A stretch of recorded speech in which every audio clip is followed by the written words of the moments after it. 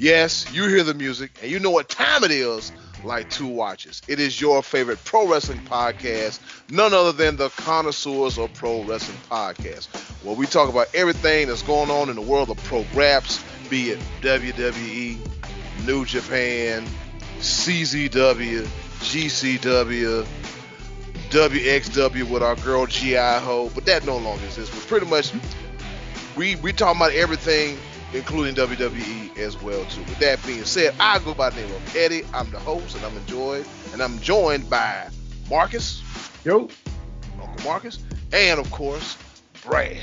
What up? Fellas, how we doing tonight? We good? We're good. We're good. We're good. I'm alright, man. I'll be better when this week is over. Good grief. Work is still whooping my ass. Fortunately, tomorrow's the last day of the big project rollout, though, so hopefully things will calm down come Friday. But I'm here. I'm ready to talk some progress. Yeah, I'm ready to talk some progress too. Had a good night Monday night. You know, did some socializing and everything. You know, I'm not going to go too deep into detail because everybody don't know everything. You know what I'm saying? You know what I'm saying? You know, just do my little thing. You know, I was up.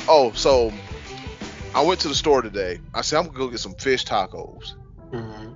And I'm in the section. The only thing I could think about is that Cholula Green, and I couldn't find Cholula Green, dog. And I couldn't find none of it. Oh, Booker T took it all. Damn. He bought it all. I'm telling you this. Yeah.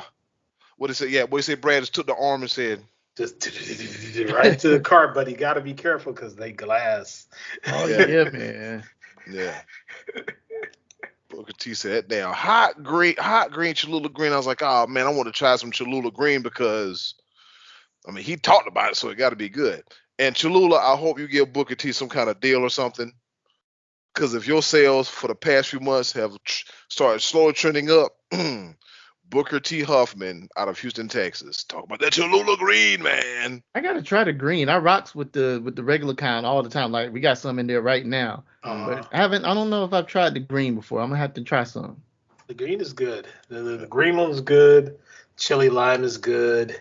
The Chipotle one is probably my second favorite behind the chili lime. But that green one, dog. Oh yeah, man. Oh yeah, man. It is good. He says it's spicy. I don't know. My spicy tolerance is crazy, so yeah.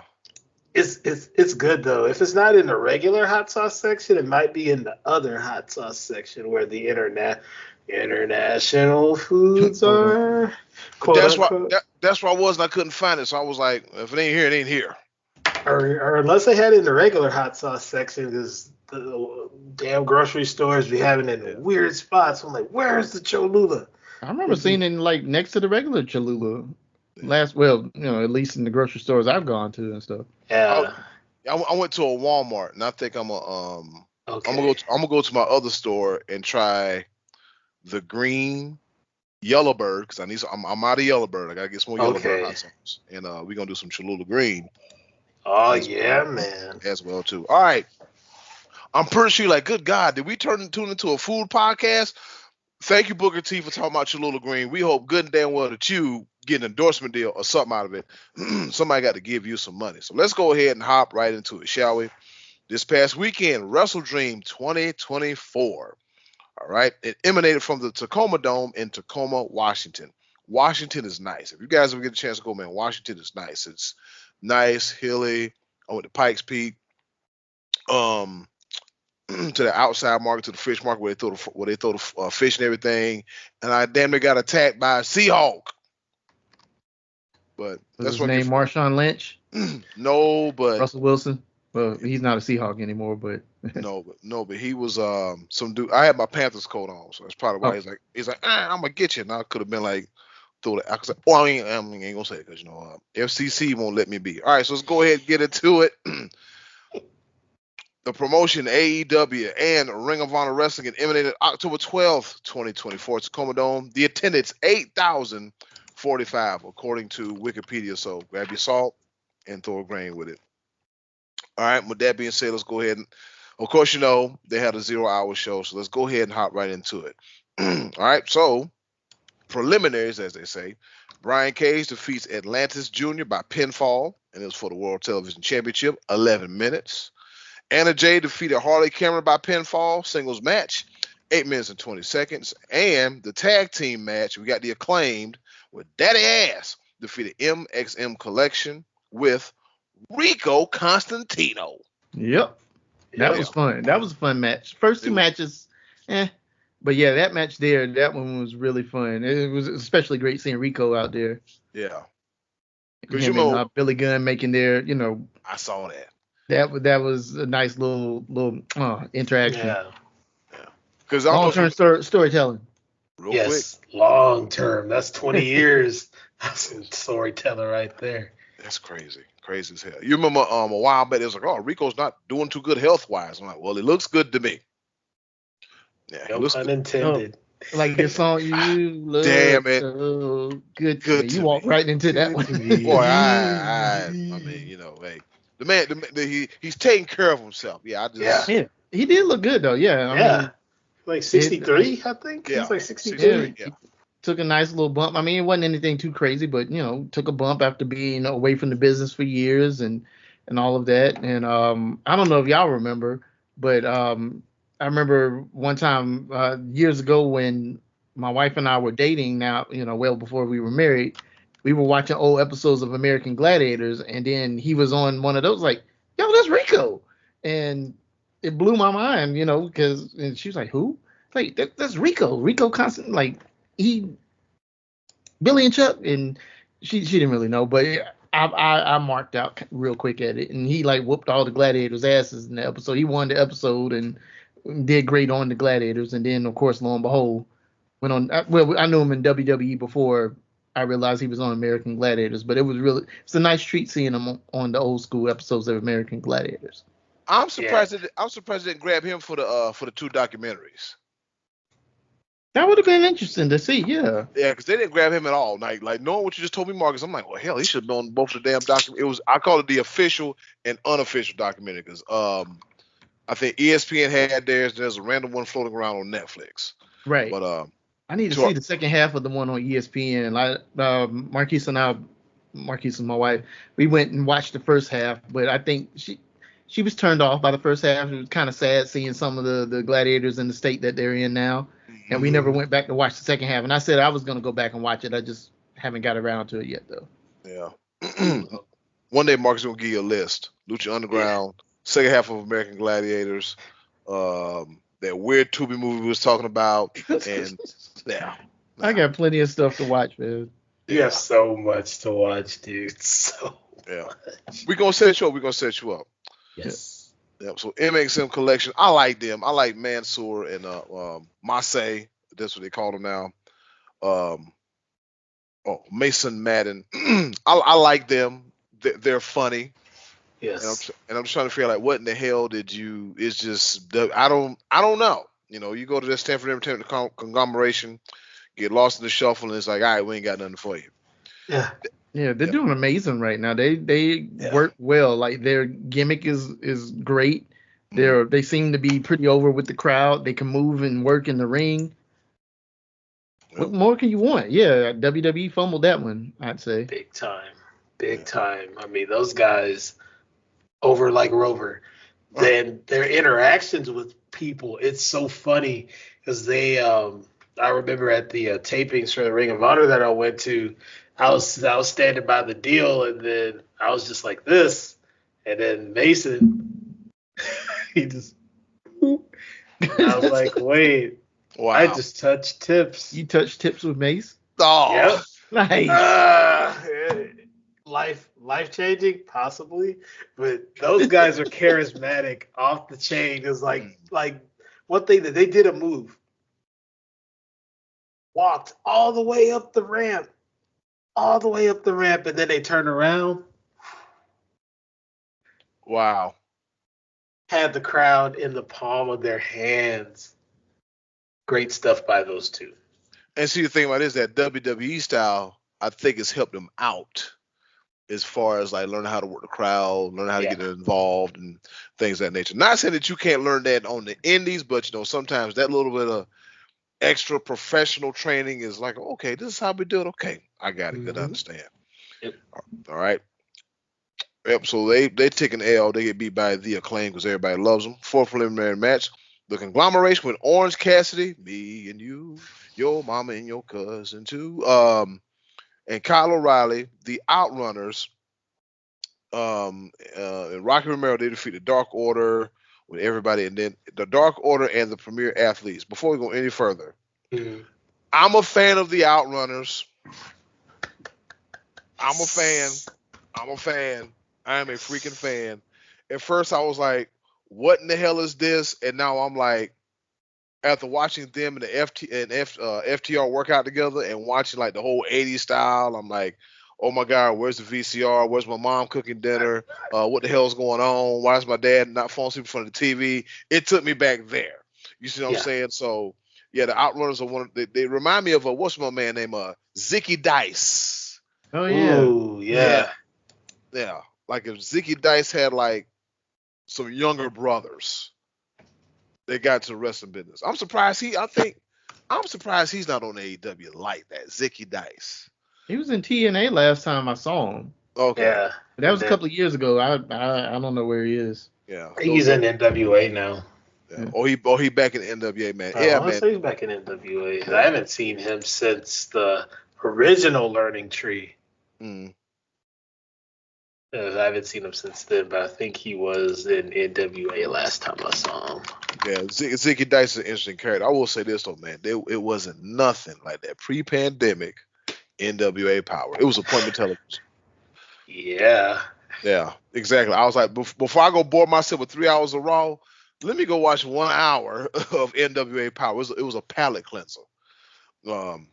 Move right along. We got the conglomeration of everybody else too. The 8-man tag team match, 11 minutes 30 seconds, and then the main card.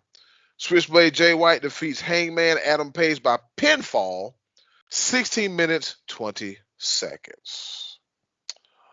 Mariah May defeats Willow Nightingale by pinfall, 10 minutes 50 seconds. Marcus, tell us about this match because did you watch it?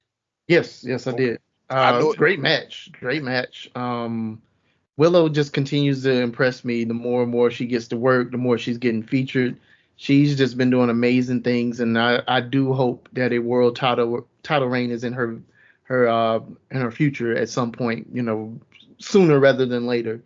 However, yeah, Mariah May, she looks great too. She's been doing amazing things since she's arrived in AEW, just being by Tony's side in the turn, and yeah, it was just a really good, solid match between both women.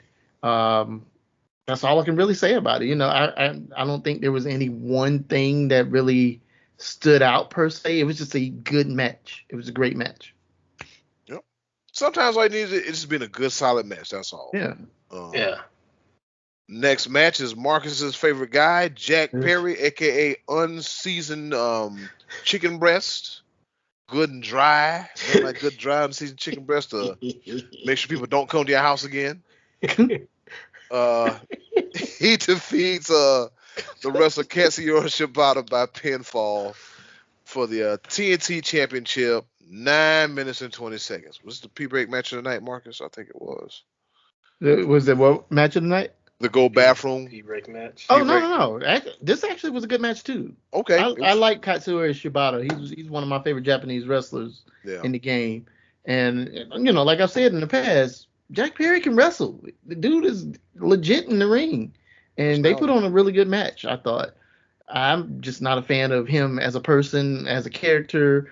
Tonight's episode of Dynamite was evident of that. But this match at WrestleDream was actually a good match. I had nothing bad about it. If I was Danny Garcia, he would have smushed my face. I'm like, what's wrong with you? You trying to kiss me or something? What's wrong with you? I would have said that. I sure would have said that. Yeah, I would have went off script. You trying to kiss me? What's wrong with you? You trying to kiss me? What's wrong with you? Oh. And also like Shibata with the cell phone gimmick. Funny as hell. Whoever thought of that? AEW creative, it hits at times. It hits and it hits good. Yep. All right. One of the baddest MFers on the world, Konosuke Takeshita with Don Callis defeats Will Ospreay by pinfall and Ricochet. He is the new AEW International Heavyweight Champion. 20 minutes and 45 seconds. I didn't see this match, but is it everything we suspected it to be? It was most definitely. It was. It was definitely. I'd probably say it was the match of the night. Those boys tore the house down. Of course, I mean, we figured they would. Ricochet and Ospreay by themselves, I'm sure, are nice. And then you add Takeshita in the mix. And personally, I was hoping that Takeshita would win this match, just because I think Ospreay and Ricochet, they don't need a belt right now. No. Takeshita, we've been talking this man up for, since we started this podcast, even before then, all three of us just in the group, just on the weekly group chiming in on the episode. We know we've seen just how amazing this dude is, and now it's really cool to see him finally get his chance with the championship, and to go over to guys like an Ospreay or a Ricochet and hang with them. Not only hang with them, but do his own thing next to them. So yeah, when y'all get a chance, please go watch that match because it was a good one. A quick reminder, ladies and gentlemen, Takeshita is 6'1", 252 pounds. Big dude. Yeah. And he can move. Yeah, Takeshita. I was like, ooh, I'm like, there's like, oh my God, Konosuke Takeshita. I'm like, well, let's see how good he is. I'm like, okay, he all right. And then he went away and come, and then did he compete in the G1 Climax? Yeah, he did. Sure did. Yeah. He went to Japan and got that extra shine, baby. That's what he did. He got that extra shine. Went home. Yeah. He went home and got some home cooking. All right, man, I'm finna show these folks who the hell I am. And he did just that, man. Sure did. Yeah, one of the best top 5 wrestlers right now, all right? Brad, your guy, Hologram defeats the Beast Mortos in a 2 out of 3 falls match, and he wins 2-1, 16 minutes and 40 seconds. I wonder how this WCW Saturday Night Style match was going to pan out. I really did. Marcus, was it a good match? Yeah, that was a good match too. It was really good and solid to see them both work the lucha style, and they say it all the time on commentary whenever the Beast Mortos is wrestling. This man is huge to be doing some of the things that he's doing. But he and Hologram, they did the damn thing too. They tore the house down.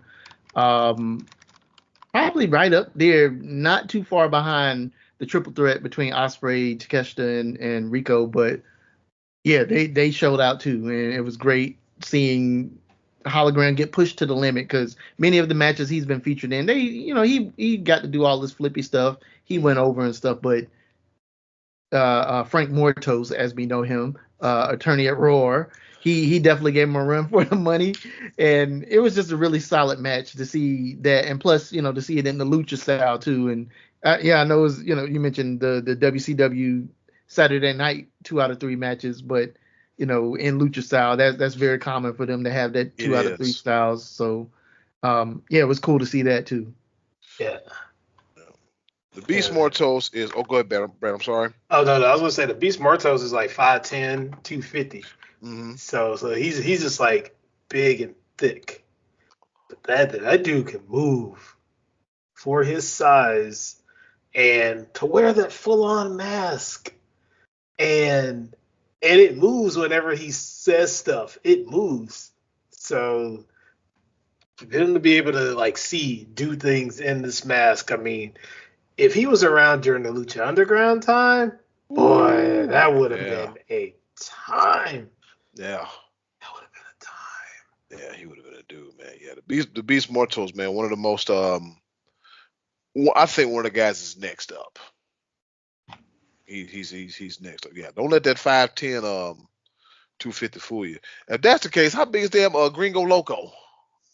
Gringo Loco, he's about 5'9", 5'10"-ish, something like that. He's just thick, solid dude too. But that he's one of the best bases in lucha. That dude be doing some stuff for his size. Because he reminds me.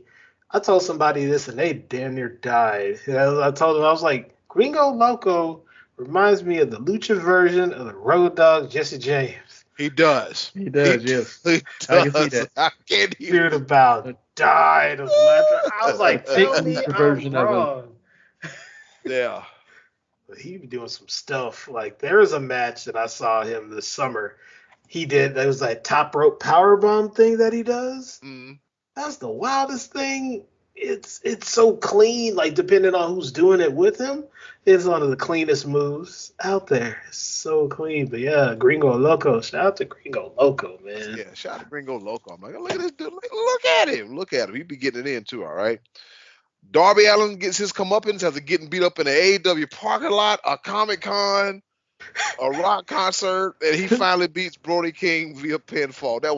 Like, you want to tell us a good storytelling? That's some good storytelling right there. No matter where I got to worry about you. Oh, what would have made it complete if they would have did it in the NXT parking lot? I'm just saying. wow. America's most dangerous parking lot.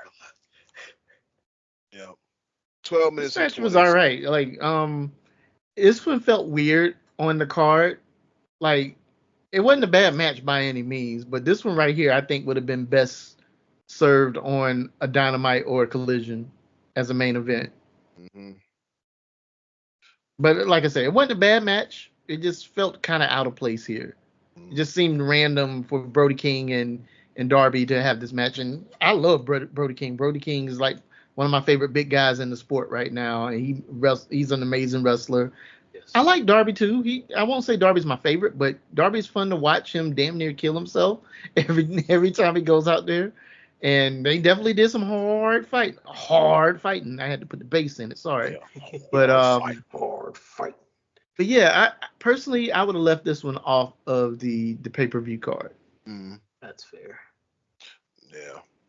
We already knew it was going to be some hard fighting. As soon as I saw this match being booked, I'm like, yeah, they're going to beat the hell out of each other. But Darby Allin is a mixture of Jeff Hardy, Sting, and Cactus Jack.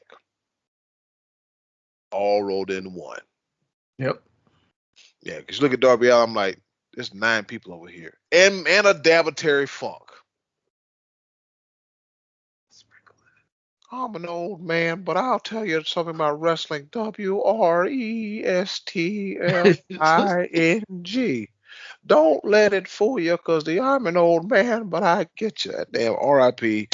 Terry Funk. Lord, I can't believe Terry ain't with us no more. All right? I know, man. Yeah, man. So here we go. We got the Young Bucks. They defeat Private Party for the Tag Team Championship match. For the Tag Team Championships, I'm sorry. 15 minutes, 50 seconds. This was a good match, actually. It was. Yes, this was a really good match, and I'm not the biggest Bucks fan. I've always said though, Bucks have their best matches when they have good dance partners. Like they can do no wrong whenever they're in there with the Lucha Bros. Of course, we No know wrong.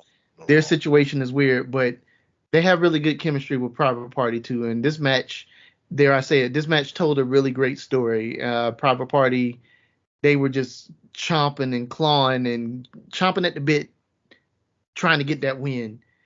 And they would get close and no, and then Young Bucks would get close to beating them, and then they would kick out, and eventually, of course, the Young Bucks went over or whatever. But this was, and then just at the end of the match when Zay just I don't know if he was maybe legit shaking up or if he was just legit selling it. Like he just kind of got on the ground and kind of rolled up, not quite a fetal position, but he was on his knees with his face to the ground. And it took a while to get out, and then the doctor came in from out the ring, and then Quinn was over him, and the referee was trying to get him up, and it's like, is he hurt? Is he all right? Or and he just kind of sitting there and looked like he was crying, and they kind of stood in the ring like, okay, I'm guessing he's all right. Maybe he's just milking it up, and you could really kind of feel that feeling of, damn, we were this close. We're this close. And like you could feel that emotion from Zay right then and there. And then, to see the promo tonight where Stokely came up and first them and the Bucks, and then Stokely coming up saying, hey, see, y'all could have won if I was there, but whatever. But no, this I thought this match did really well with the storytelling in addition to the actual wrestling, because the wrestling is going to be high flying, it's going to be flippy, it's going to be very spot heavy, but for all the people who talk shit against the Young Bucks, I thought this match did a really good job of telling a story. They did. That's good. All right, then we got the main event. Jon Moxley defeats Bryan Danielson by technical submission. Once again, Moxley is the AEW champion, and Bryan Danielson's career has come to a close. His in-ring career. Yeah. has come to a close. Now, before we talk about the greatness that is Bryan Danielson, let's talk about this thing going on with Jon Moxley. This whole, I'm not feeling it, fellas. I'm trying. This whole here to say to come. I'm just. I don't know. It's like, okay, you're running around, you're beating up people. Looks real NWO-ish. I don't want this storyline. I want this storyline to grow legs and be something meaningful. What I don't want it to do is it being like, I know where this is going. I know this is going. I don't want to know where it's going. But I mean, maybe it has to take a while for me to really be emotionally invested. Because right now I'm kind of like, I don't know. The way you feel, the way Uncle Marcus feels about Jet Perry as a character is the kind of way I feel about Mox and this whole takeover, black sheep. Oh yeah, Plastic bag, wrangling, yeah, whole thing. yeah. Dude, it's so. I know they took reference from an Australian movie that Russell Crowe was in, where he played a Nazi. Romper Stomper. Yeah, Robert Stomper. Thank you. Shout out to RJ City for finding these obscure movies to weave into these storylines. Is that somehow it kind of works, but for right now, it's just kind of weird. It's weird how it's going, and now they're all dressing how like Bryan Danielson was dressing when he debuted in AEW with the white tee and the olive colored pants. It's crazy, but honestly, the first 5 minutes of the match, like they're fighting to the final countdown or something like that, Marcus. I remember I saw the clip of the match. I saw that match. Once I got home, I was like, damn, these dudes is fighting to the final countdown. This feels like a New Jack match because them dudes was doing some hard. They were doing some hard fighting to the final countdown. Yeah. That's the wildest thing. Like Tony Khan is really paying Europe some good money to play that damn song. It's like what, $1 million per play or something like that. Wow. Like, it's a lot of money. It's a lot of money to play that song, and they did that on purpose. So, they get their royalties the way they need to. But damn, that match was a crazy match. I saw the Wheeler Yuta thing coming. I was like, man, I hope it don't happen. I hope it don't happen. And it happened. I was like, damn. Right. Yeah. Orange Cassidy came out tonight. Did he come out tonight? I think he did. Yeah, he did. He was already wrestling in the match. Yeah. And I'm over here like, we don't get Jane. No Jane for now. He's still on his Pixies. Yeah. It's like, ooh, but I'm like, no, I'm waiting for the do. I'm trying to play Oh, my bad. What's up? I was gonna say, I heard the Pixies, his theme song on a college football commercial the other night. It's like, yo, that's the Orange Cassidy right there, and they were advertising for a college football game on Fox. Yeah, that song's everywhere, man. I heard it at a bar when I was in North Carolina earlier this year. I was like, wait a minute. I was like, where's Orange Cassidy? Yeah. Yeah, I was like, man, it's so random. That Pixie song is everywhere. It's on a movie soundtrack recently. Whatever, so. The radio station I work at, I think they have Jane in rotation and it's getting played. Yes. Nice. Yeah, but look, we need to play Jane. Jane is so, it's just, the first time I heard it, I was like, okay. It is kind of jamming, though. Yeah, this thing is all over. You and me, girl. Time for letting it be, baby. Oh, and speaking of WrestleDream and Orange Cassidy, a couple other things. I know it might not be on the doc that you're looking at there, Eddie, but during WrestleDream, the one segment where Orange Cassidy and Jerry Lynn was backstage, and Jerry Lynn was basically like, hey, man, you ever thought about you being the man around here? And it's like this is setting Orange Cassidy up to be the guy. Yeah. Almost. That's what it felt like to me.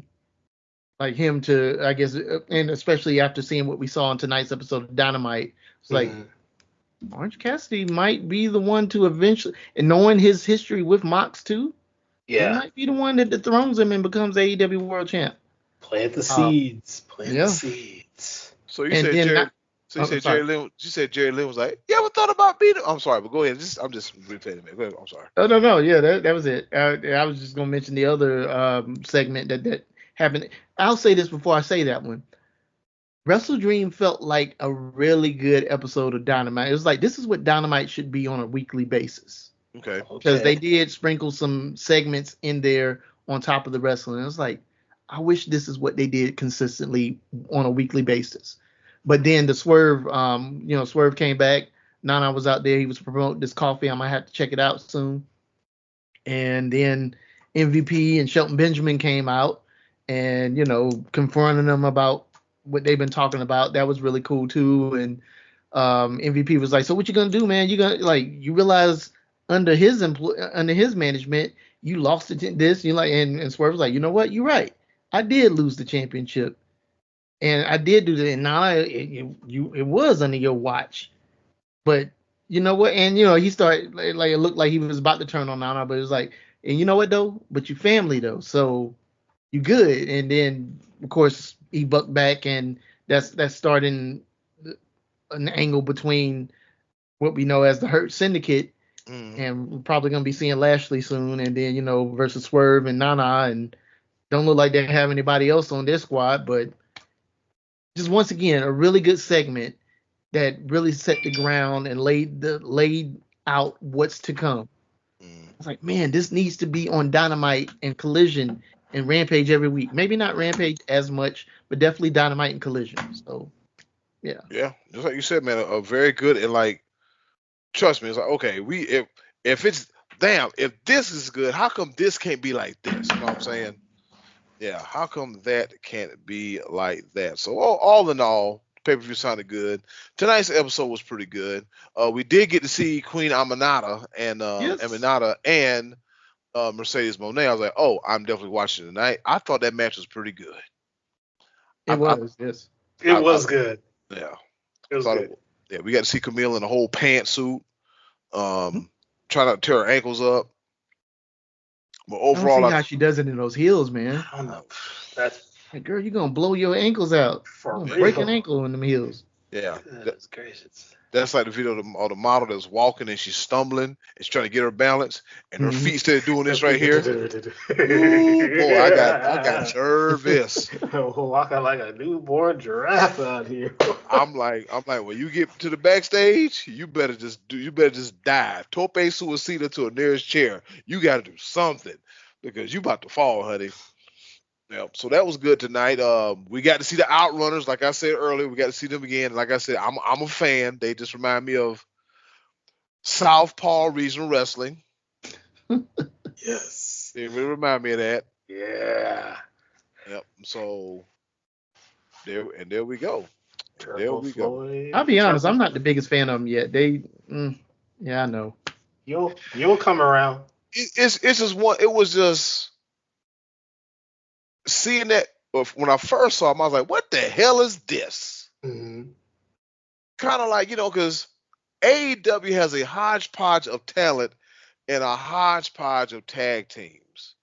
What is it? Bear Mountain? Are they still there? No, They're, they're they're, they're, Iron they're the City Iron now. Savages now. Oh yeah, that's what it is. Yes, take them to Titty City. Yeah, okay, they're the Iron Savages now. Yes. Versus Bear Mountain is like, okay, he's a bear, she's a bear, we's a bear. What the hell is going on? So you have that, and then you have the Outrunners, and then there was another kind of weird. It was another weird tag team. I can't think of it, but it did. But to see the Outrunners break away from just being like a weird tag team to being over to the Workhorsemen. They weren't weird. They was just a hodgepodge of guys, but I liked them though, and they were Those my like, dudes right there. yeah, the Workhorsemen, yeah, with J.D. Drake and Caesar Bononi And Anthony Henry. Henry. yeah, Yeah, Anthony. you're talking about the wingmen. Oh Who? yeah, with Yeah, it was, Pretty Peter Avalon, yeah, Caesar. JD Drake and Caesar Bononi and Ryan Neiman. Okay, Yeah. and Yeah, who the hell was a Workhorseman? Workhorseman is Jake Drake It's and Anthony Henry. Anthony Henry. Oh, okay. Yeah, they're just a tag team. Okay. And It was the wingman. I'm sorry. Yeah. I don't know why I thought. Yeah, this. Ooh, It's all good. This like the Universal tapings were a weird time for AEW. It was a weird time. I'm just looking around and like well, what the hell all you can do is try to keep up because trying to full-fledged and nah, bro, that ain't happening. You're gonna be right here with your damn head spin off your damn shows looking like The Exorcist. Yeah, ain't nobody got time for that. All right, with that being said, let's close that door and open up in another one. Let's go ahead and hop into this one, the news and notes section here on the Connoisseurs of Pro Wrestling Podcast. First of all, we want to thank y'all for hanging with us during the duration of this podcast. You know, we getting started, we getting going and everything. And so, yeah, it goes from there. All right, thank you kindly. It's much appreciated. All right, first story here. We have Griselda's own Westside Gunn. He's been seen at plenty of wrestling events, and we know he's a part of the culture, all right? Hey, yo. Yeah. Yeah, boom, boom. Yeah. So Westside Gunn, he launches a pro wrestling company, Fourth Rope, with Heels Have Eyes 3 event in Chicago. So I'm going to read per Instagram what's from the source, according to the source.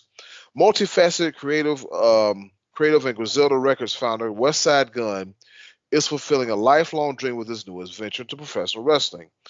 Announcing the launch of his wrestling company, Fourth Rope, Gunn's passion for blending art, fashion, music, and pro wrestling is set to reach new heights. Number one, I'm excited. And number two, the talent. Who's going to be there?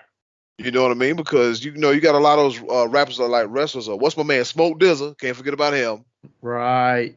Yeah, right. Yeah, was it 38th and something? I forgot a mixtape he made where he did like with all the wrestling theme songs and all that. Right. And so. Yeah, he's been at a couple of events next to Westside Gunn. Now that you mention it. Yeah. I remember a while back when it was first. This was like a couple of years ago, maybe 2 years ago or so.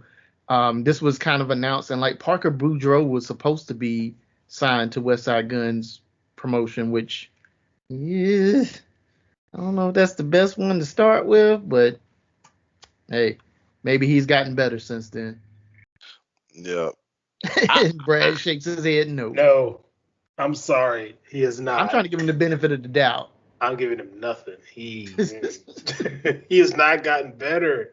It sucks because he's got the package. It's just not being put to use the way it needs to be.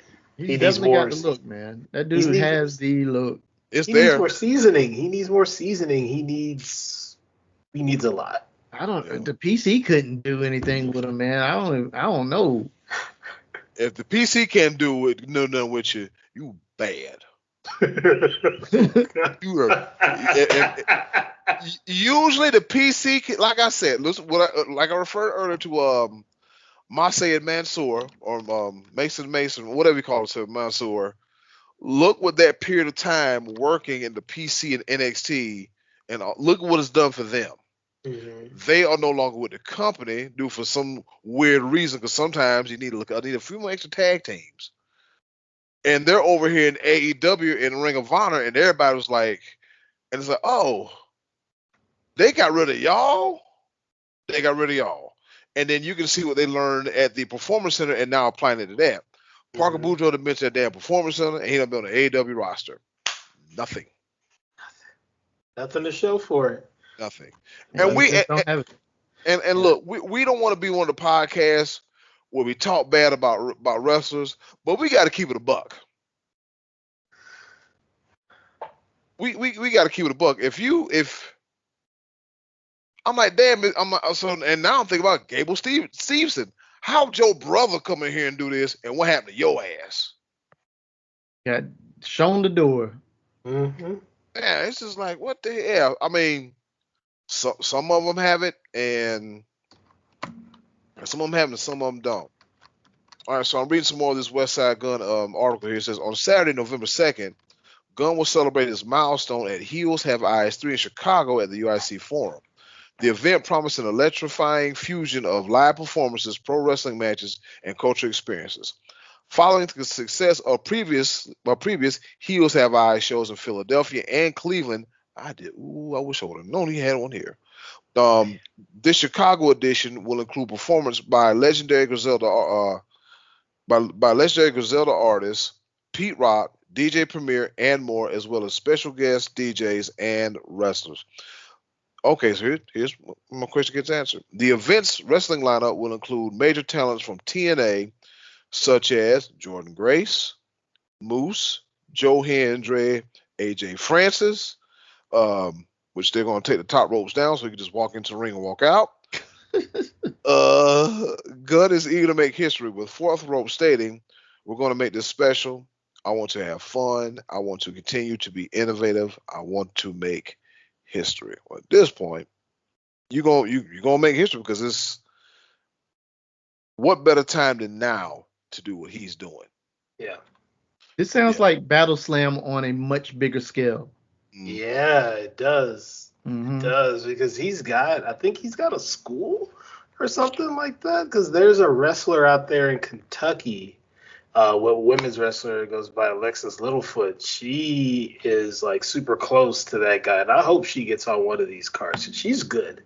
She's young. Yeah, she's young, up and coming out there in the indies in Kentucky. She's good, man. And she was on AEW when they were in Kentucky, but it was the dark match against Nyla Rose. Gotcha. Yeah. So hopefully she gets to make it. But yeah, that's exactly what this sounds like. It sounds like it's Battle Slam, and folks out there, I know I've talked about Battle Slam quite a bit over the past few episodes. Just real quick though, it's based out of here in Atlanta. They haven't done any shows recently, but it's kind of a hip hop and wrestling kind of fusion, if you will.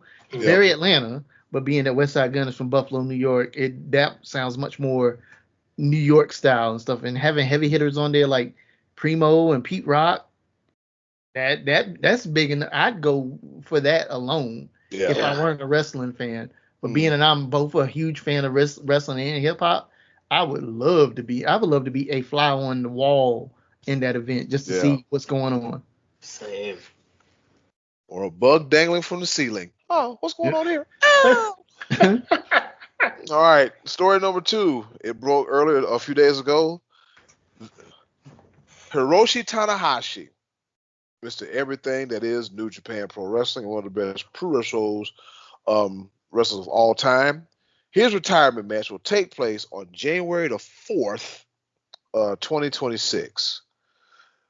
And in a little over a year, one of the all-time greats will retire from pro wrestling. And I got this courtesy of Fight TV. It didn't give any details, but I think it's time. When I first started watching New Japan, I caught Tanahashi, the ace, on the back end of his career. But boy, I went and saw videos after the TNA excursion. And then he came back and literally single-handedly saved the company.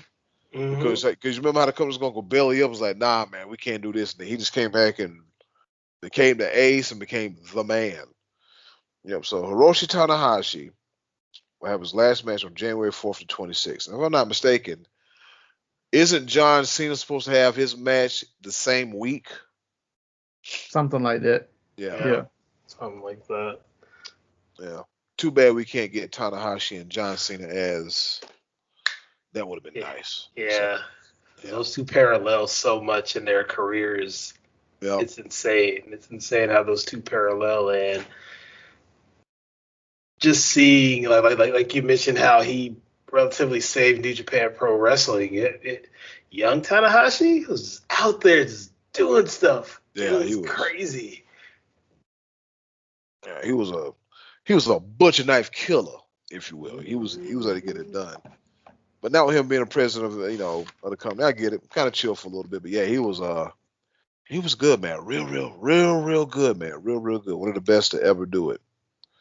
All right, so Pro Wrestling Illustrated, one of the greatest pro wrestling magazine publications of all time. They recently came out with their PWI Women's 250, equivalent to the 500, but they cut it in half and made it 250, right?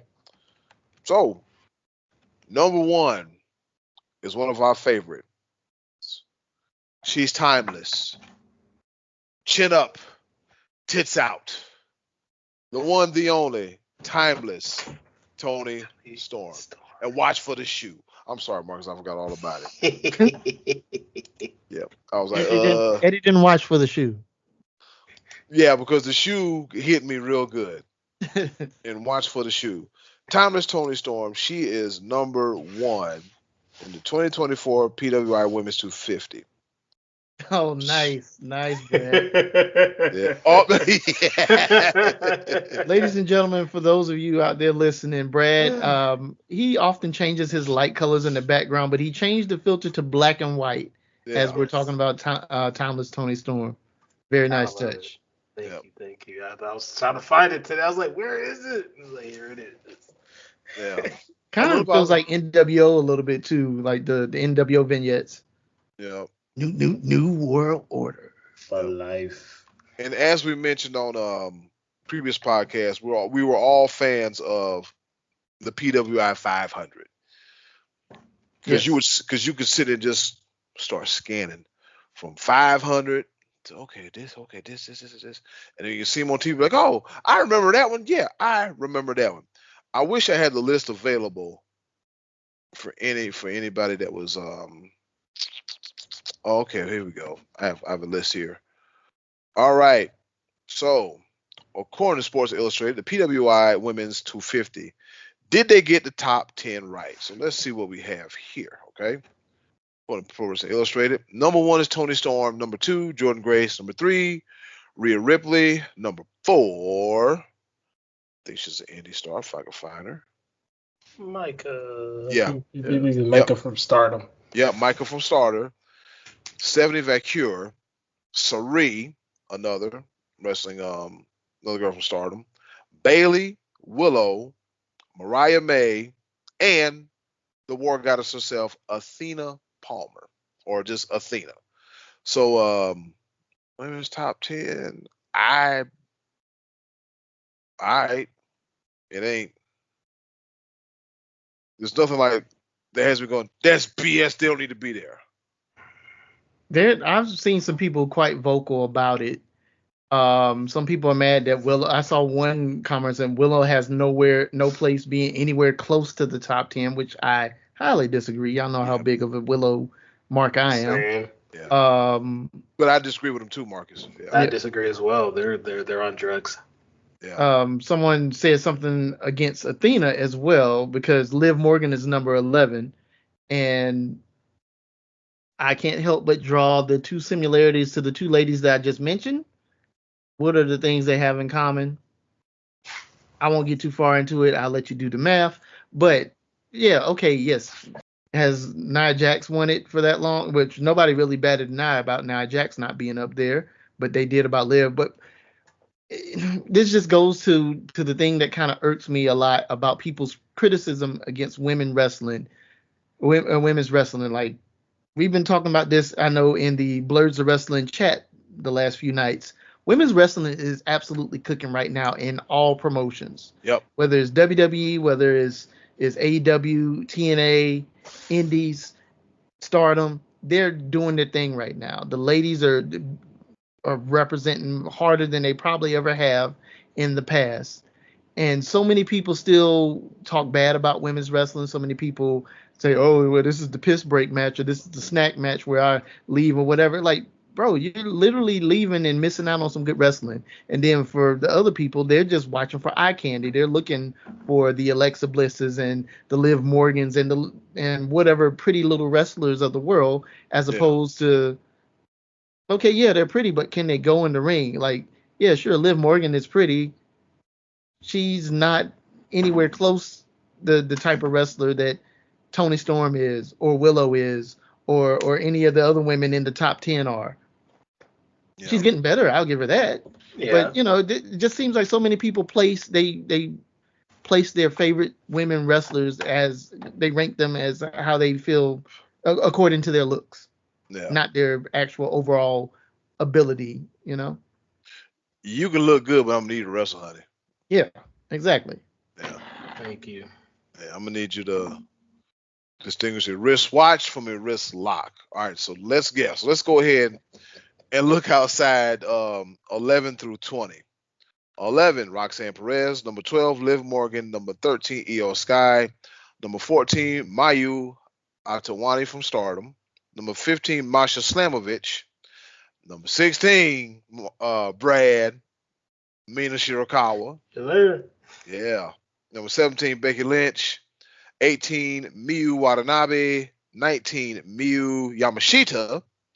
And number 20, Lyra Valkyria. Whoop, whoop, I'm surprised Lyra got that high, to be honest with you. I'm surprised too. That I mean, I've never seen her wrestle. Lyra was great in NXT and NXT UK. She hasn't really done a lot to impress on the main roster yet, if I'm being honest. Yeah. And the last two ladies, Watanabe and Yamashima, they're from Tokyo Joshi Pro. They're representing that. It's good to see, like, AEW, WWE, TNA, Ring of Honor, Stardom, TJPW, NXT. It's good to see all that on there. It is. Yes. It's not just a list where it's just like company centric.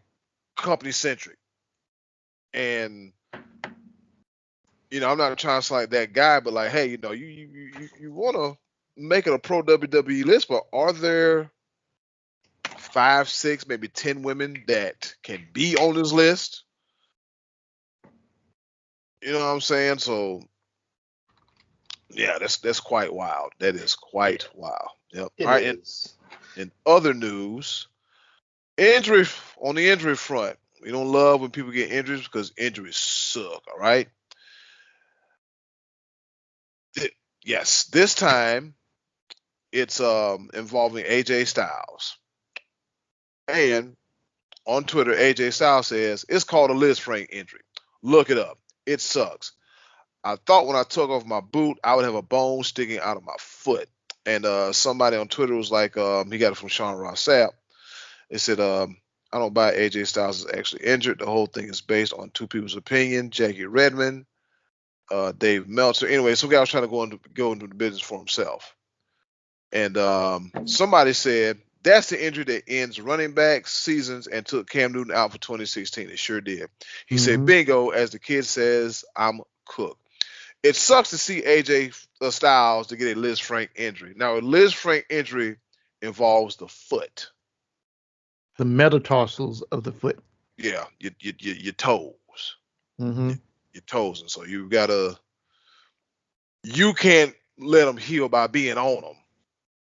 So, right. Which means you got to get your ass up off them damn toes. And so, man.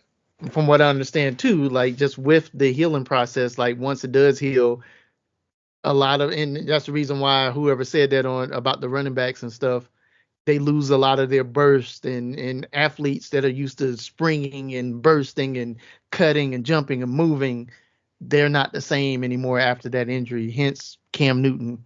I honestly believe between that and the hit on his shoulder from TJ Watt, that did him in. On my birthday. I had people at the house. Oh my God. Yeah, because I mean, his biggest weapon was his legs. And when he stopped being able to run in a dynamic fashion, yeah, sure. He was starting to become a better pocket quarterback, and then TJ Watt tore his arm up. So that was it for him. But as for AJ, we know a lot of his he's already been kind of watered down over the last few years, but most of his offense involves him jumping and springing and flipping and running, and he's getting older too. So yeah, man, it's probably close to the end of his ride too. And he just got back, right? Yeah, he did. That was his first match back where it happened. Was it the same foot or foot? Was it the same foot that he hurt his ankle or whatever a few months ago? I'm not sure. I'm curious. Because I'll be honest with you, I was kind of under the belief that, like the person said, it did look like maybe it was a work at first. And even as I was watching, like, man, if this is a work, he's doing a damn good job of selling his injury. Yeah. But turns out it's not a work. It's 100% shoot. They said a Lisfranc surgery recovery times includes up to 3 months in a cast or a boot, followed by rehabilitation and physical therapy. 18 to 24 weeks for training. And okay, I see here. This is sports injuries. So what do we know? It says returning to normal play, Lisfranc sports injuries with a typical recovery timeline of 18 to 24 weeks or training for 21 to 31 weeks for competitive play. So, yeah. And they said a full recovery time after surgery may take anywhere between 6 months to a year. Yeah. So, yeah. So no more Franking Liz and Lizzing the Franking. All right, so rounding out our news and notes section, we have a new world champion over in New Japan Pro Wrestling. Unseating Tetsuya Naito at King of Pro Wrestling 2024 is Zack Sabre Jr. All right, My dude. Yep. He became the new IWGP World Heavyweight Champion and win the title for the first time in his career. Deservedly so. The dude is good. He is good. Zack Sabre Jr. hit 3 Zack drivers onto Naito to win the match and the title, ending Naito's reign at 106 days, who defeated Jon Moxley at AEW Forbidden Door to win the title for the second time. Following the match, Sabre Jr. was confronted by Sonata, who will be his first challenger at Royal Quest in London on October the 20th. With 3 previous unsuccessful attempts at becoming champion with matches against Kazuchika Okada, Shingo, but the 4th time was a charm for Zack Sabre Jr. Zack Sabre Jr. is one of those guys, technical mastermind, technical wizard. He will take this pinky finger and have it by your pinky toe, and you won't even know how the two got in contact with each other. Yeah. The bastard love child of William Regal and Bryan Danielson. Yeah, I remember you said that. Yeah, good old Zack Sabre Jr. Yeah, he was the funny thing I remember about him is have you ever seen him take a Rainmaker? Yeah. I don't know if I've seen him take a Rainmaker. I think I've seen him take a Rainmaker. It's ridiculous. It's like boom, he's like, and he just falls like a pile of bricks, and I was like, that's an ugly ass fall. Ooh. The fall was, I mean, he took it, but the fall was ugly. You know, normally you take a Rainmaker, it lays you out, he's like, boom, and he just kind of like falls over, and yeah. But the technical wizard, the mastermind himself, Zack Sabre Jr. is the new IWGP Heavyweight Champion, which stands for International Wrestling Grand Prix. Yep, aka the title that spent some time here in the USA because you had Brock Lesnar and Kurt Angle, and Brock said, "I'm not coming back," and yeah, and left the belt over here so they get a new belt and everything, and so yeah. He's the first British guy, right? Yeah, I think he is. But Ospreay didn't win it? Okay, second. Yeah, second. Yeah. Oh, he's a second. That's right. Yeah. Because Ospreay was the second champion for this format of that title. All right, I got you. All right. Now we got it out of the way. Time to move on to the final segment of the show. Ding, ding, ding. Ring the bell. It is time for the main event. Oftentimes we come up with topics. Sometimes I get stumped. You know, we help out each other by, you know what? Well, we going to do that. All right. And that being said, the topic for tonight's main event is this superstar / pro wrestler could have been something special only if. I'll go first.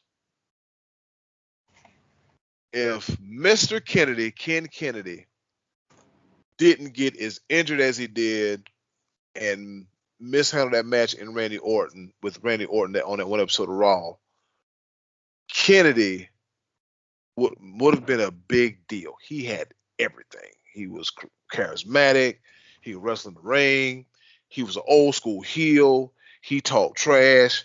And so that's one of the guys I think that had it not been for the numerous injuries and the one incident with Randy Orton, he would have been something special.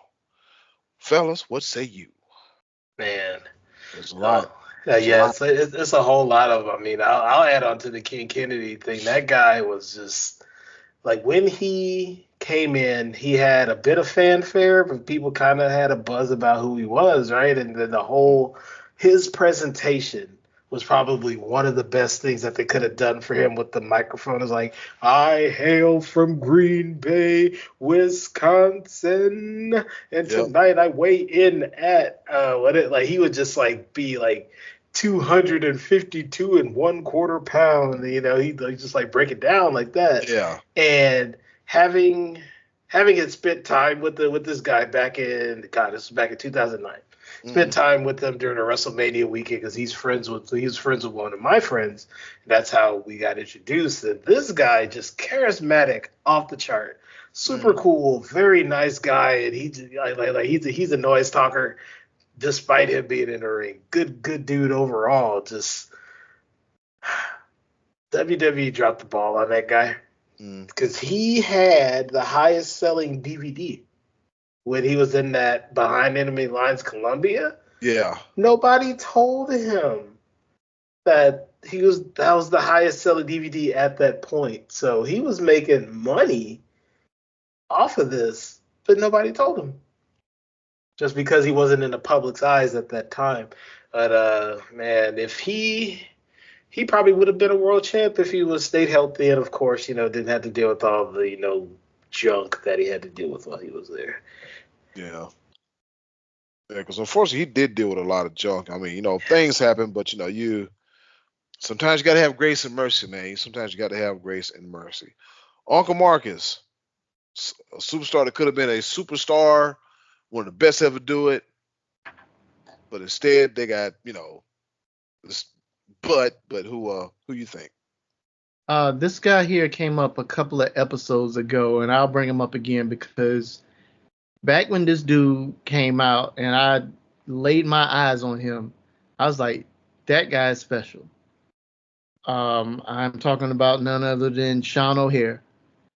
That dude looked amazing. And I mean, he looked like $1 million. He looked like he was a future world champion. He could talk. That dude could go in the ring.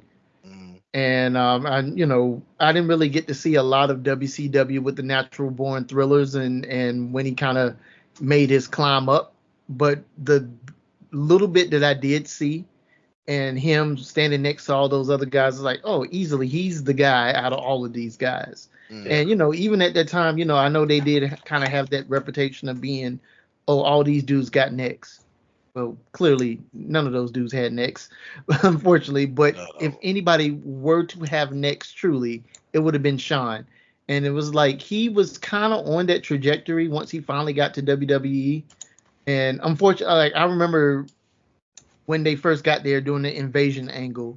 And I believe it was O'Hare and Palumbo against Kane and The Undertaker, right? I think that's what it was. And they squashed the hell out of them. I was so hurt. I was like, man, they didn't even give them a chance. They didn't even let them try. I mean, of course, we now know the whole invasion angle. That was just one big wet fart anyway. Oh, my God. Just a huge disappointment. And I'm sure that's definitely something we're going to have to talk about one day and unpack. Because that was one giant missed opportunity. But, of course, Vince had to be Vince. But then I remember seeing that match, though. And they just squashed him. And then, but I was happy that O'Hare was in WWE though. It's like, oh, okay, so maybe he'll get his chance though eventually. And they started pushing him. Well, he disappeared for a while, and he came back, and with the devil's advocate gimmick, and they started pushing him. Yep. It's like, okay, yeah, here we go. And we would see him sparingly, and then they partner him with Roddy Piper. Piper, he's in there with Piper. Okay. That's some tall cotton to be standing next to. And it still didn't really go anywhere. And then, of course, we got to hearing about his personal demons and, just whatever he was dealing with on a personal level, and unfortunately he took his own life. Had that dude been able to keep his demons under control, hopefully, I'm hoping that Vince would have been able to see that dude. He was such a diamond in the rough. It's like, man, this dude has the look. He can go in the ring. He's got charisma. He's got that devil's advocate gimmick when he was talking, and it was just spellbinding stuff. But unfortunately, it was not meant to be. Oh, Brad. Well, this one was very tough because I went through a list of like 10 people, just trying to like whittle it down to this one. I will say Doink the Clown, the first version. Ooh, Matt Bourne? Matt Bourne. Ooh. Evil Doink. Evil Doink. So today, on just randomly, I saw the old WWE Vault, which I know we talked about a little bit with Mortis and Canyon, who was also another person who was on my list. We'll say him too. Yeah, he's on my list, but I kind of crossed him off the list for Doink. Doink the Clown. This character, for those who don't remember, WWE back in 1992, 1993, they were still very gimmick heavy. And they had this clown that came in, right? But he was an evil clown. The music was perfect. It started off that do do do do do do do do. Then it went into this sinister, ominous kind of like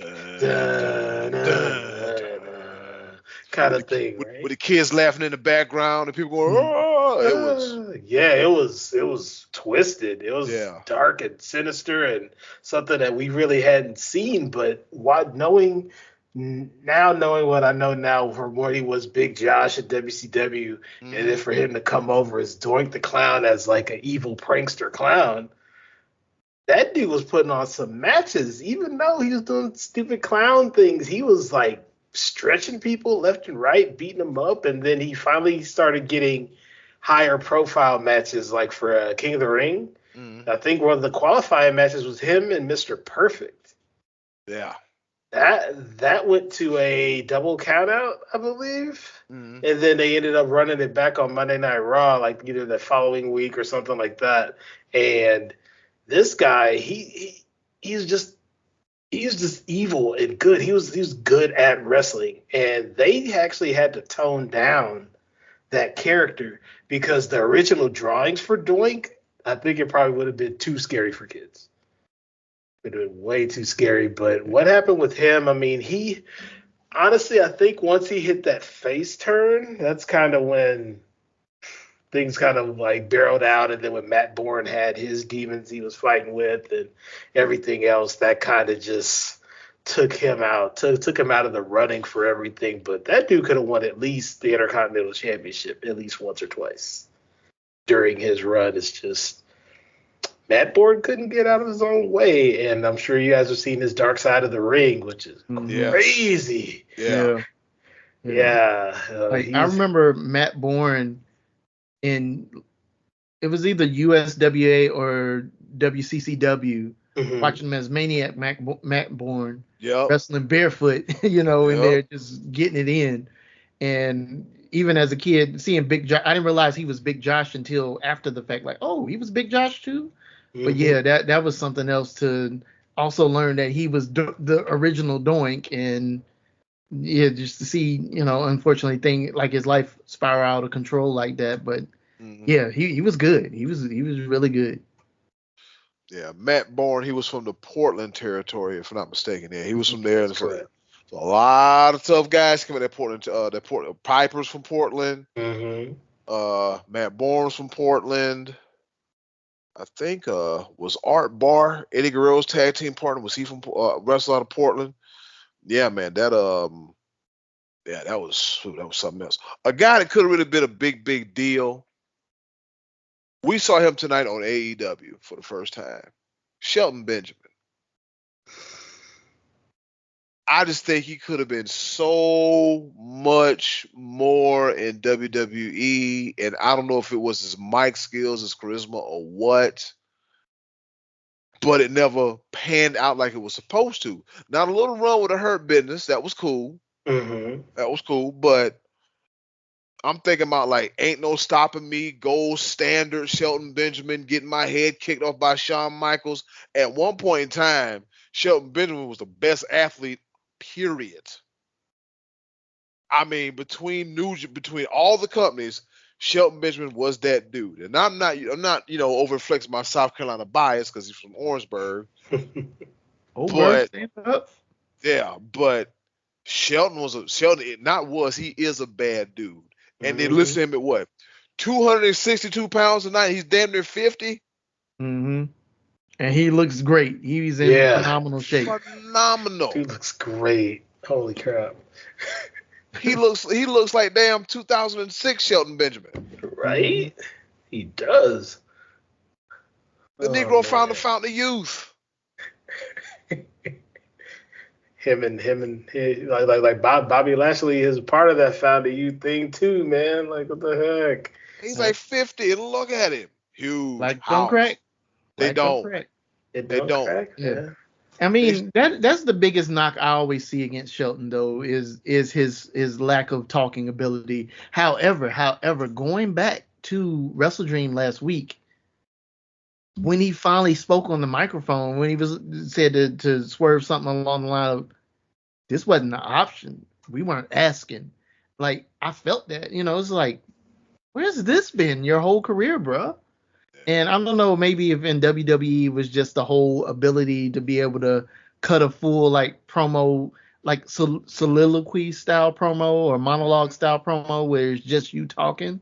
It's like maybe that's it, but like conversationally, he does fine, or at least he did fine last weekend. But yeah, the dude has everything else, but of course, he's lacked the speaking component. Mm. I mean, he was doing all right as the gold standard because he was like talking trash to everybody, which Yeah. was great.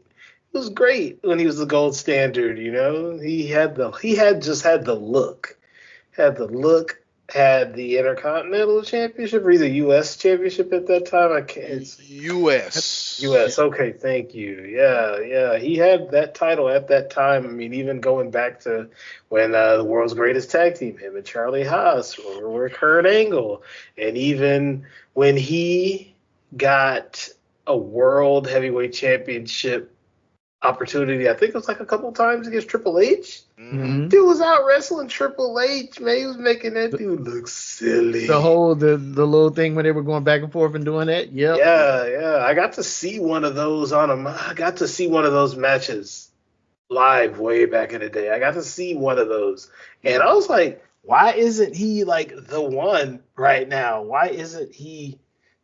Put that rocket on this man, please. And I was like, man, this is even before I really thought about the whole representation thing. But I was like, this dude is good no matter what ethnicity he is. He is great.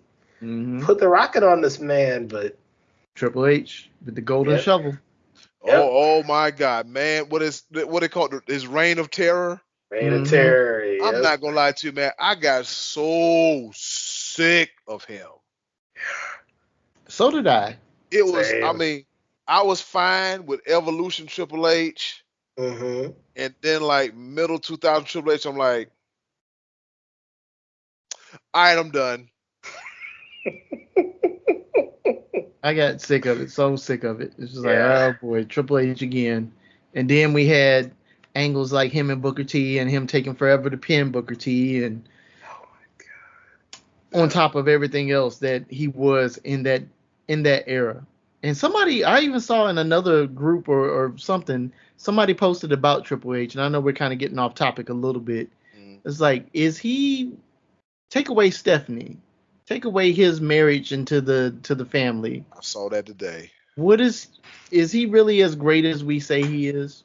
And I agree. It's like, no, he's not. I don't think so. I'm gonna answer that.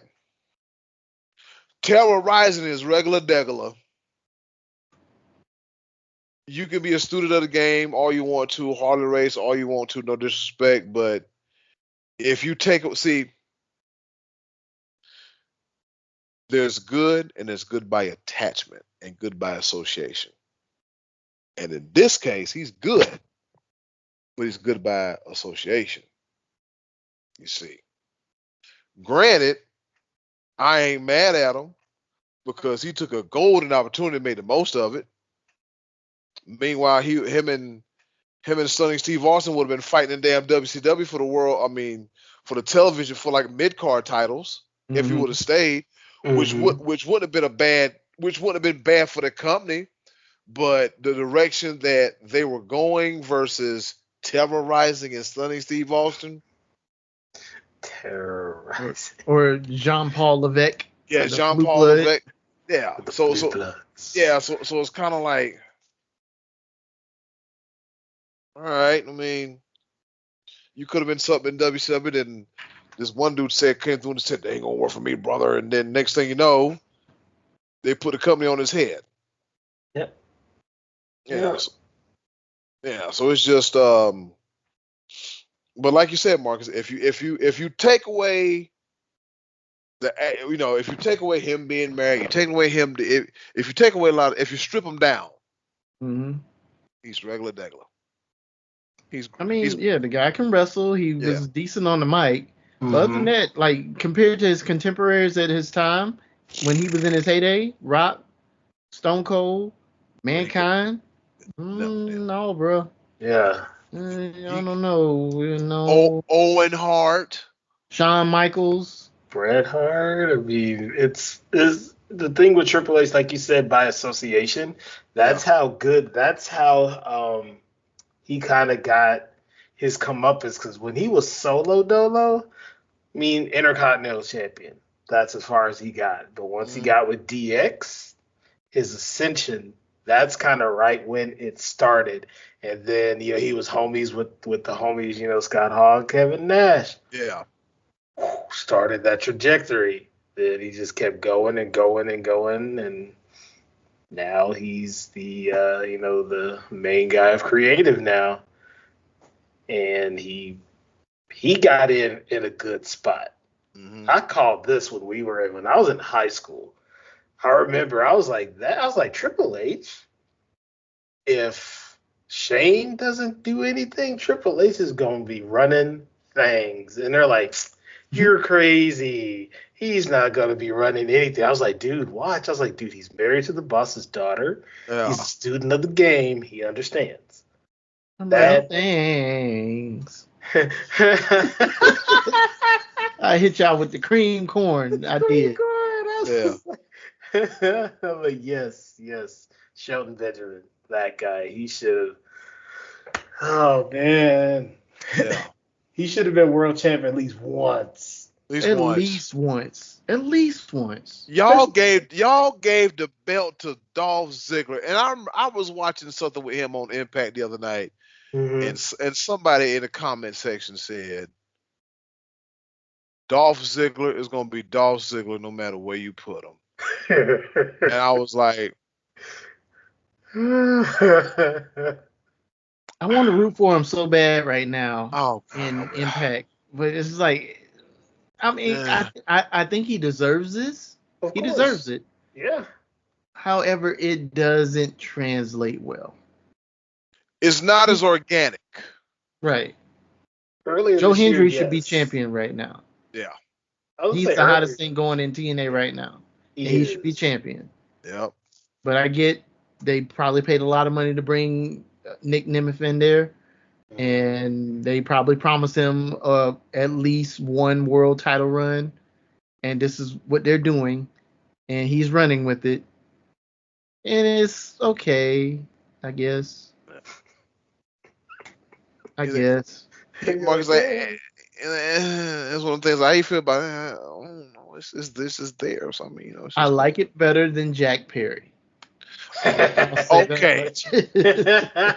I'll say that much. Jack Perry.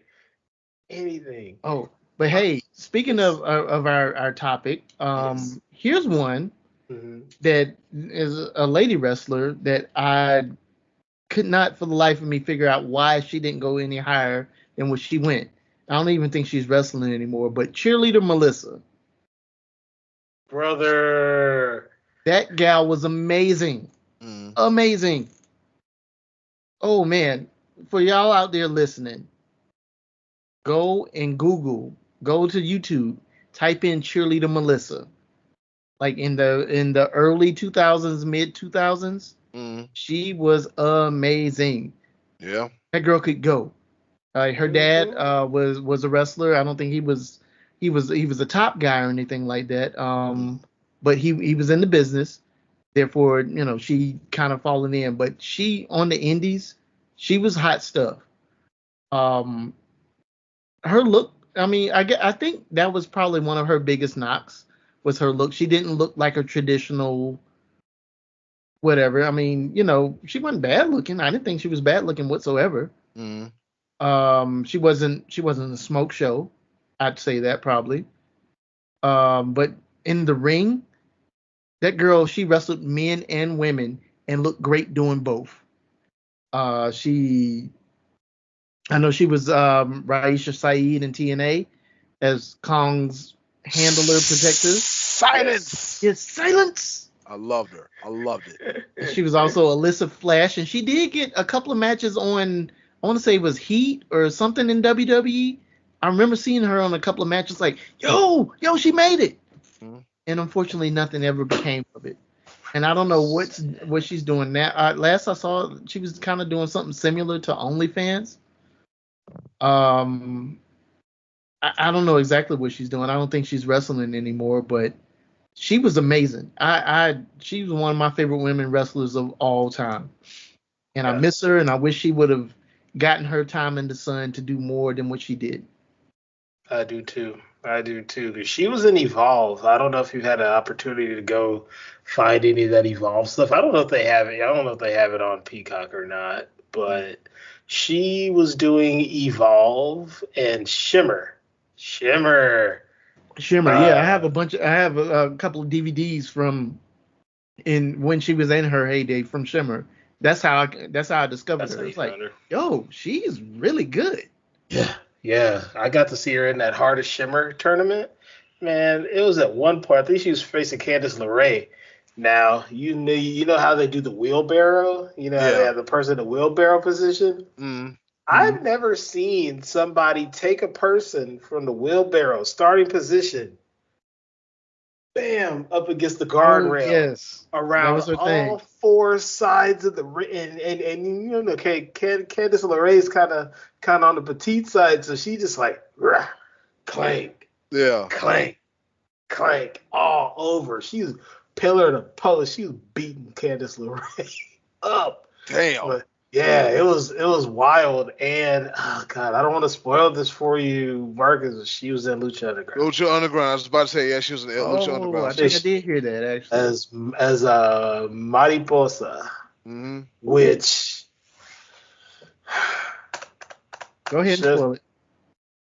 Okay, so I won't entirely spoil it, but I'll say she's a pivotal part of the first couple seasons for the show. And there is a must-see match that you have to see with her and Sexy Star. Yep. That's the arm breaker. I thought the arm breaker was against Rosemary. Yeah, but I also call Sexy you Star. call her the arm breaker. She's the one that broke Rosemary's arm. Yeah, who messed up her elbow. Yeah, she this is before all the terrible stuff that Sexy Star was doing. Like, this is like she was white meat, babyface, everything, right? And her and Mariposa were in a heated feud. And let me tell you, this is early on hard fighting, because those two, this is the one thing, and I will harp on Lucha Underground until the day I leave this earth. Lucha Underground innovated a lot of things for professional wrestling. And seeing women do hard fighting like this wasn't truly shown on the main stage outside of, who was that, Lita and Victoria, or was it Trish and Victoria, for that one match they had, and then the steel cage match with Lita and Victoria. Actually, most all the hard fighting women's matches back in the 2000s was mostly involved with Victoria, because she liked to do hard fighting. And then you got the first ever women's TLC match. Was it 2013 or something like that, or? with Probably. with Natty and Mickey James, and no, it was I'll look it up. yeah, because I remember it was like the first ever women's TLC match. I'm like, really? And it was good too. Mm-hmm. All the hard fighting. Okay. Oh wow. Yeah, I really remember it being real good, real good. I'm trying to remember this TLC match. Like, I'm like, Well, was it a TLC middle. match or was it just a ladder match? Somebody went through a table. I know that much. And the table was it a pink table to honor breast cancer awareness month? I don't know, but pink table. Wow. Okay, because I remember it was Asuka, Becky Lynch, and Charlotte Flair. That was one match. But let me see. I think it might have been 2000. They still had the scratch logo. I remember that much. It was like either 9, 10, or 11. Mm-hmm. I don't think I was watching then. So that, yeah, I might have missed that one. Yeah, it was a very strange time for World Wrestling Entertainment, to be honest, dude. It was honestly, I had more fun doing other stuff versus watching the product. Yeah. That's how. Yeah, I just didn't have cable at the time, so I couldn't It's see all it. good, man. And me, it was one of them things where it's like, I'm good. Yeah, it was. Yeah, Product was very questionable at that time. it Was was. very questionable. And then there's like one other person that was on my list who I know we talked about him last week on the Vault. It was Chris Kanyon. Yep. Chris Kanyon, one of the innovators of offense, one of the characters that he just could pull heat if he wanted to on a constant basis because he would bother you with the Positively Canyon thing, imitating his homie DDP, and him as Mortis. Yep. Now him as Mortis, like I will say the same thing. Mortis was one of my favorite characters in WCW. Mm-hmm. Just because it was around the Mortal Kombat time, I was into that. Yep. It was a whole thing. But you would watch his matches, you say, who is this guy at this whole get up? Who is this guy? And then you start watching him, and you're like, oh, he doing stuff I ain't never seen before. Like was the arm twist and the back kick. Yeah, that the electric chair drop move. Yep. He was one of the first to do the buckshot lariat. I think he invented the buckshot lariat, to be honest. I wouldn't be surprised. He no little dude neither. He was 6'5". Yeah. Yeah. Wild stuff, man. It just sucks that once WWF bought WCW and they brought those guys in, even though he held like 3 titles at the same time, it was not in the best interest of his career because, if they would have let him do Mortis like they did in them dark matches, do you know the production value they could have had with that? Yeah. They could have had vignettes that were just spectacular. They could have found the Sinister Minister. They could have paid him money to get him out of TNA because he was kind of doing some weird stuff in TNA. They could have pulled him out of there, added him on quickly, because he wasn't doing much of nothing over there in TNA. To be honest, during that time, because I saw some footage, he wasn't doing nothing over there. But collecting the check, eating catering. Oh yeah, he was with Judas Messias, aka Ricky Banderas, aka Mil Muertes, right? Yeah. Mil Muertes, yep. It was a very straight because I think during his time in TNA, he was with Raven at that time. It was a weird thing. It was a weird stable thing with Raven and the Naturals and CM Punk and oh God, I'm trying to remember who else. It was just a really odd time, but if they would have packaged that properly, Mortis probably would have been a multi-time Intercontinental U.S. champion.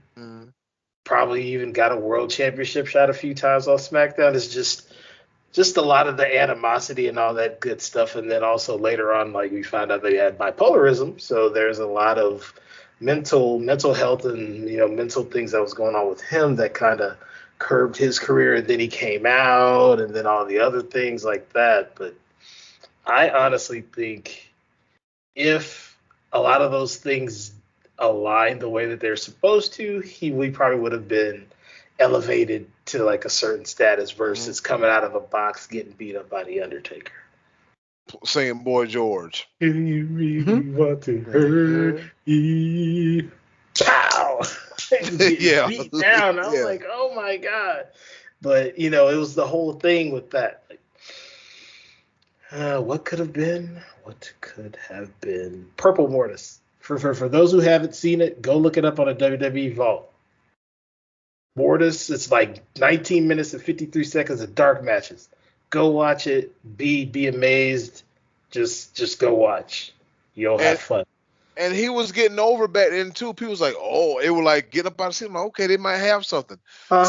Sometimes you wonder when it comes to these particular superstars that we talked about, like, what's the thought process from the office? Like, are we okay with what we have, or should we build some more? Like, well, a lot of times you have to build your mid card because you got guys retired, getting injured, taking prolonged breaks, being part timers. So now you got to swap from that was something that was clear, consistent there all the time. Now you got to put the mid card guy, the person up there. That you didn't. It's it's just kind of like playing football. B team gets ready for JV, JV gets ready for varsity. You can't be B team and go straight to varsity because you ain't played nothing like a JV varsity. You're going to get your ass killed. Yeah, ain't no fun in that. No. All right, fellas, y'all got anything to add before we get the hell up out of here? I don't know if I have anything to add tonight. I'm just still really excited about Invincible Fight Girl when that drops. And I do want to go back and see. Have either of y'all seen that Dump Matsudo, the Netflix? Oh, movie? The movie? No, I haven't seen the movie yet, but I watched a bunch of the matches like that were in the movie. Mm-hmm. Hard. Is she the one, the Japanese lady that killed somebody? She was a wrestler. I don't think so. I don't know if she killed anybody. I don't think she killed anybody. No, that was. I'm sorry. That was the lady in Mexico. My bad. That was the Mexican lady. No. Dump Matsumoto was one of the craziest Japanese villains of women's wrestling of all time back in the 80s. And even now to today, she was in a match 2 weeks ago with that Stardom stable, Hate versus Phoenix XV. Man, she was beating the mess out of Mina Shirakawa with that kendo stick. She went whap upside her head. All you heard was clack. And you see Mina just spiraling out. She just kept hitting her with it. And Dump is in her 60s or 70s now. Mm. Wow. Yeah, because she I'm looking at something now and it says Dump Matsumoto and the Crush Gals in WWE, and it's from the Vault. Yeah, that match is her and I think it's her and Bull Nakano, I think, versus the Crush Gals. I want to say it's those two because those two were a tag team for a little bit in Japan as well. Mm. Yeah, that man. This is interesting. I'm looking at it now. This is real interesting. Yeah, I say take the time, go back and watch some of those matches. You'll see how you can see how American audiences didn't know what to do when they saw this, and when they saw it, they're like, "What is this? Is this how it's supposed to be every week from week to week?" Yeah. Shoot, even do you guys remember when All Japan? I think I shared it with you guys in the Blurs Wrestling group. I shared that link of Aja Kong. Aja Kong beating the snot out of that one lady on Raw. Yeah. I remember that when it happened on the live episode, and she did the spinning back fist and busted girl her nose was bleeding and all that. I remember that. Oh my goodness. Then we didn't see him anymore after that. What happened to the Japanese ladies? That was one of the most fun times on Monday Night Raw because I was like, ooh, you get to see some other people come in and do some other stuff. Yeah, and then she did the Sky Twister press too. I was like, yo, that was the first time I ever seen that. And I was bugging. And I was like, yo, I want to see these Japanese ladies again. Didn't see them anymore. I know it's God. The probably work visa stuff ran out, or either it just kind of came to an end. But man, yeah. But yeah, I want to see that Dump Matsumoto that documentary. Well, it's not a documentary. It's a movie based on her life. So I do want to see that. Yeah, I'm looking at it right now, a little previews for it. So it should be very interesting. I'm telling you, man, that damn. I want you guys to get a chance to go look up a Manami Toyota match. Man, which one? Yeah, she got some bangers. Any one. She got banger after banger after banger. Fighting queen. Yes. Because I think hell, she retired about 10 years ago. A little something like that. She's still doing her thing over there. Yeah, just see her just the queen of hard fighting for real. Just whooping ass and just. I remember the first time when MVP was talking about it because he said that's his favorite wrestler of all time, Manami Toyota. I was like, well, let me look at this, and I was like, oh, yeah. Like, she ain't. Yo. She retired November 3rd, 2017. Okay, I knew it was recent. Yeah, those Joshi's be getting down, man. Yes. Yeah, it's just don't let that fool you. Don't let it fool you. Because they start tearing ass up, you're gonna be like, oh shit.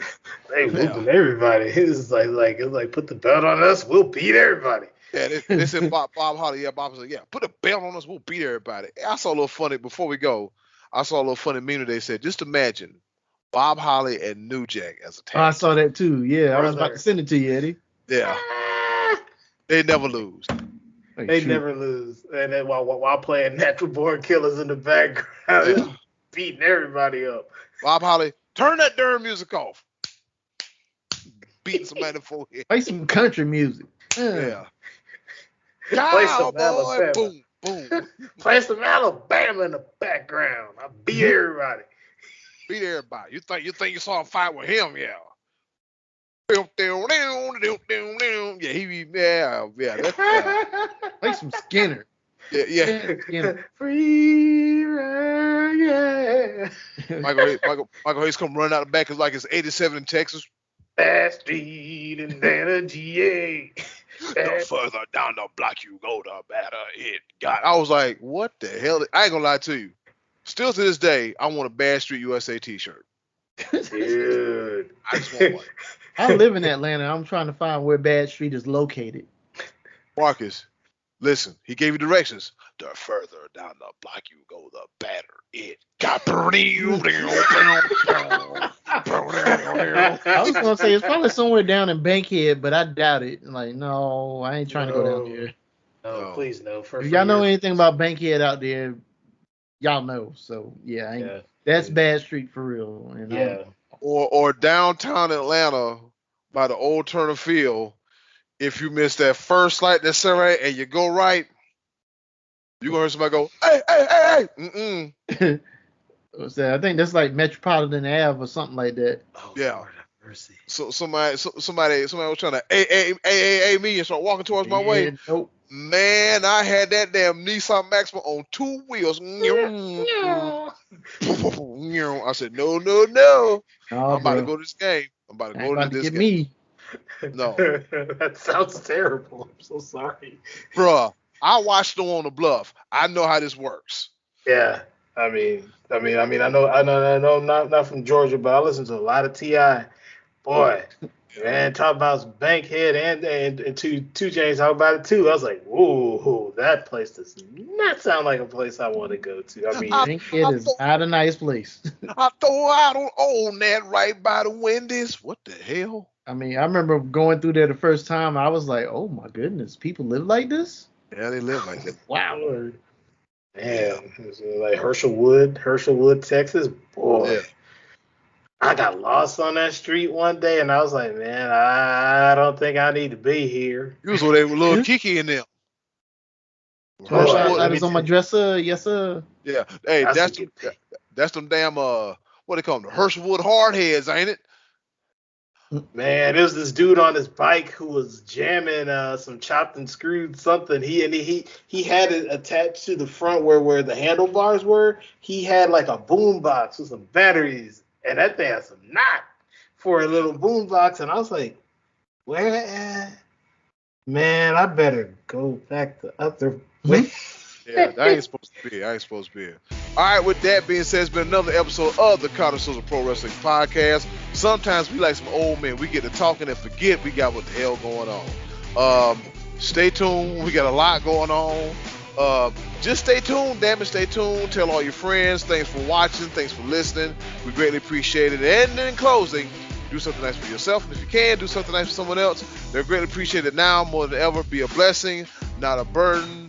This has been another episode of the Connoisseurs of Pro Wrestling Podcast. Before we go, we want to give a big shout out to the Almighty Be Live, Brian Livingston, and I won't say why, but just keep a man in your prayers because he can really, really use him right now. With that being said, we out of here. Y'all be good. Y'all take care. Eddie, Brad, Marcus. Get him out of here. Peace, y'all. Hey.